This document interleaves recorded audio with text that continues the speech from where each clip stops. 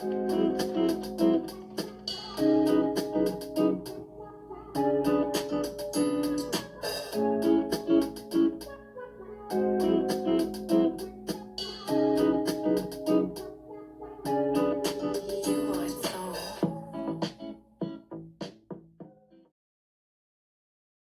everyone, and welcome to Outta Curiosity with Mz ChiGurl. I'm your host, Mz ChiGurl, and thank you for joining me today for this update.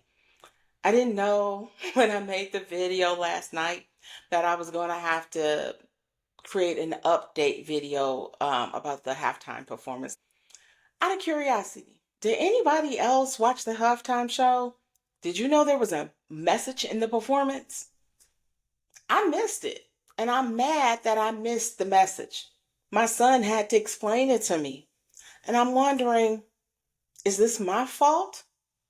Or did Kendrick not think about all the generations when he was making his performance for the Super Bowl? So, if you watched my review on the halftime performance, you see that I rated it mediocre. It wasn't bad, but it wasn't the greatest I've seen either. And I stand by that. As JB said, I'm mad though. I'm mad than a motherfucker. Because I missed all the little Easter eggs that Kendrick presented in this performance. It just wasn't made for everybody. And I wish he would have thought about that prior to producing his performance for the Super Bowl. Okay, so I did a little research after I talked to my son, and I see that Kendrick's age is actually 37, which means that he's a millennial. Well, I'm Generation X. I thought I had my thumb on the pulse of pop culture, but apparently not.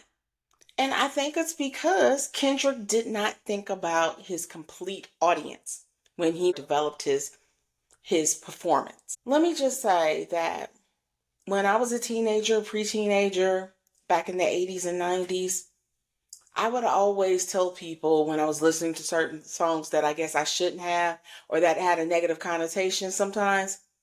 I listen to the music or the beat. That's what pulls me in. And I listen to the lyrics later on, which can be said of some of the songs that I listen to. Like, if you've heard the song There by But the Grace of God by The Machine, that's one of my jams from college now. And, back in the days, I was listening to Snoop, and he made a song called If My Homies Can't Have None. I was jamming to that ish too, and shouldn't have. I mean, I listened to the lyrics, but I was too busy enjoying the beat to even care about it. And one of my friends from college actually said something about it. She was like, I don't know why y'all A's are listening to this. And we just ignored her and was like, girl, this the song. Anyway, so it did lead to me listening to songs that weren't necessarily appropriate or respectful to me as a black woman. But you live and you learn. With all of that being said, the Super Bowl was created just like that. It was made to drive you to watch, the performers perform, dance, or do whatever, and to listen to music. It wasn't necessarily about thinking, because if you think about some of the audience of the Super Bowl, it might be full of people who are drinking during the Super Bowl, so they're not really, looking for a message either. So, long story short, I found the synopsis by somebody that you guys might be familiar from the 90s, like I was saying. He's a comedian from our time. He performed on the Duff Comedy Jam, as well as being the host of The Comic View on BET. It's D.L. Hughley. So he posted a small synopsis of apparently what was the message that I missed.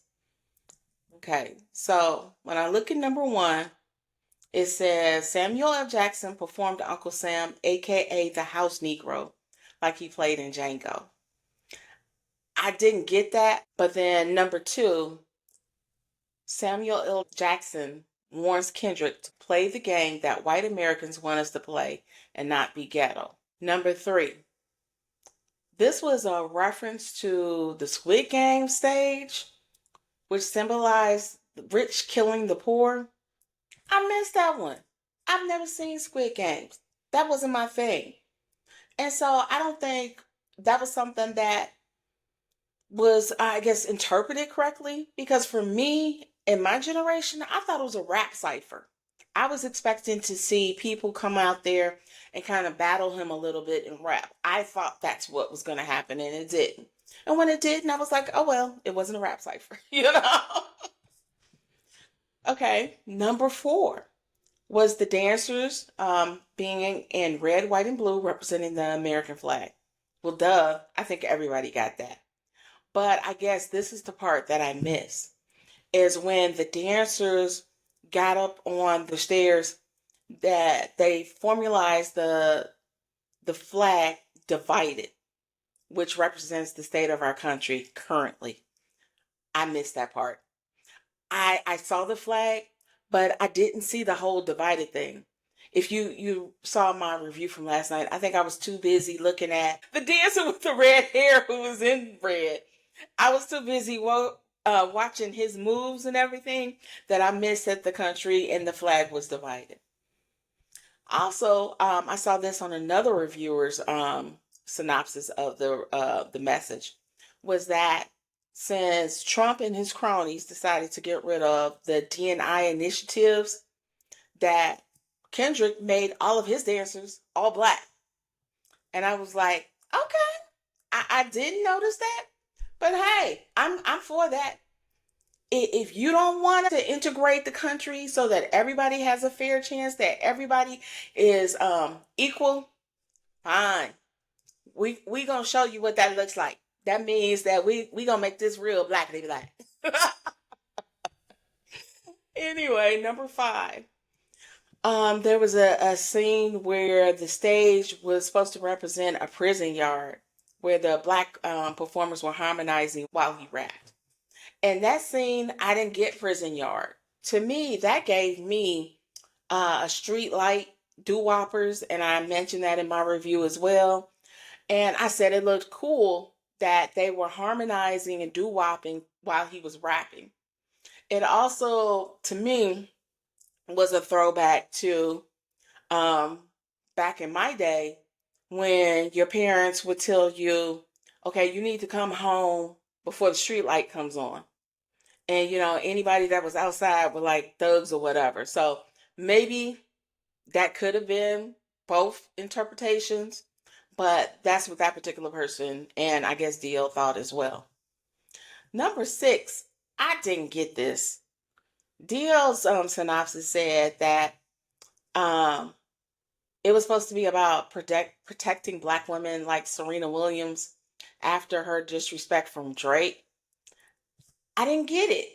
I said, yes, I knew that Serena dated Drake, but she's a whole married woman with 2 kids. I didn't think about her and who she dated back in the day. I just didn't. And so that one missed the mark for me. But if he says that's what it meant, okay, whatever. To me, I thought that was just um, Kendrick being petty and throwing another diss at him.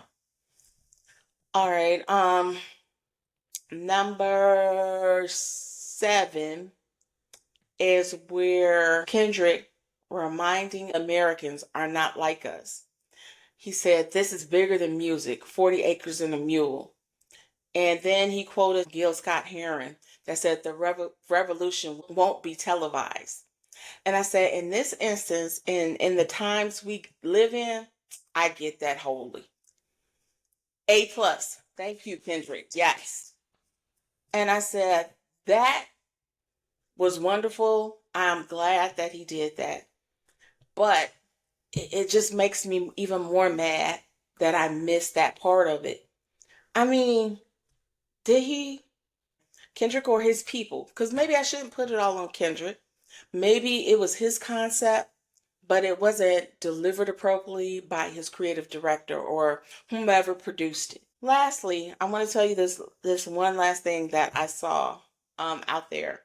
And I missed this message completely. I don't know what I was doing at the time that this was shown, but apparently at the end, before the performance was completely over, The stadium went dark, and in the crowd, people had lights, and the lights lit up to say warning, wrong way. And there may have been a flag or something to that extent. And this symbolized that the country is going in the wrong direction. Again, A plus. I am so proud of that message. Um, I think this is why I think Kendrick is facing so much backlash, because the performance, even though it had a great message, a lot of people didn't get it, so they thought it was boring. I don't think it deserves some of the harsh criticism that I've been seeing. Like on Radar Online, the headline read that Kendrick's performance was the worst NFL performance in history. It's like, get that F out of here. You're freaking kidding. There's no way. I know there are other people out there that were worse than Kendrick. There's no way. I mean, the fact that he had the whole stadium singing A minor in unison, that performance was not the worst in history. That was some bull ass. That's some propaganda put out by, you know, the current democracy, if you will, by him and his cronies. Somebody paid to put that bull out there, because there's no way. And then I saw some stuff on social media that was talking about how um, the reason why this performance is getting such mixed reviews and all this negative, I guess, press or whatever, is because Lil Wayne should have performed. And I think that's some bull too. I mean, come on, grow up. I'm pretty sure you're probably around the same age as Kendrick. And just because you were born in New Orleans don't mean you get to automatically perform at the Super Bowl. What the F?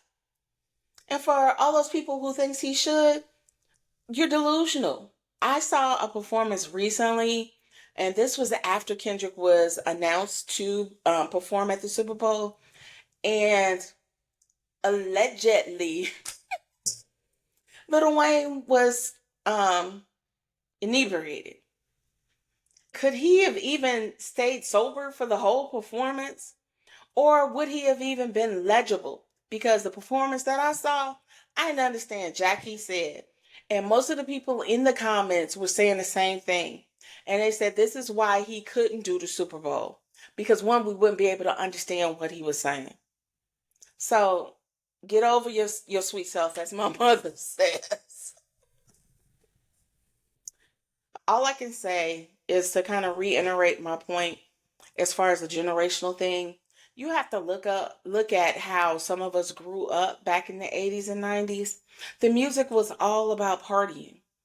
I mean, we came up when some of the top performers made a lot of party rap songs, like LL Cool J. He had a lot of stuff like Booming System, that was in the late 80s. And I'm not that type of guy. And I mean, it was just a lot of stuff that was really party oriented. And then in the 90s, he had party songs like It's Jiggling Baby, Go Ahead Baby, It's Jiggling Baby. Anyway, and then Will Smith with Parents Just Don't Understand. That was like a new genre for me. I never heard anything like that. And I really enjoyed him when that came out. And then later on, we had Snoop with his punk ass, Tupac. And then we had Biggie, who was, produced and put out by the Diddler. And so all they made was party music. I mean, even the videos were like a party. If you're going to do something that's going to be socially conscious and about uplifting the people, maybe you needed to integrate somebody who was possibly from that era. And so when I thought about it, I was like, we had, people who were, about spreading the message and uplifting our people, like Chuck D, KRS-One. And then I couldn't think of anybody really from the West Coast. I said, nobody's effing with Snoop right now. And then Dr. Dre is a whole woman beater, allegedly. Allegedly. But I came up with Ice Cube. And so he could have bridged the gap between the old generation and new. But maybe people think he's gone too mainstream and that he couldn't carry that message with Kendrick. I don't know, but it was a possibility. And then it was funny. I was also thinking they could have just done what Ken Ivory Wayans did and say message so that we paid attention and we knew that we were supposed to be seeing something there. I could see Samuel L. Jackson saying message when he was doing all that stuff he was doing as Uncle Sam. There was some missed opportunity, I feel. And I'm putting this out to you guys. Do you think that the message was clear? Or am I just getting elderly and I need to have my son interpret mainstream content for me? I'd like to hear your comments below. Please let me know your thoughts. And also, don't forget to like and subscribe this video. Thank you for tuning in for my first think piece, and have a good evening.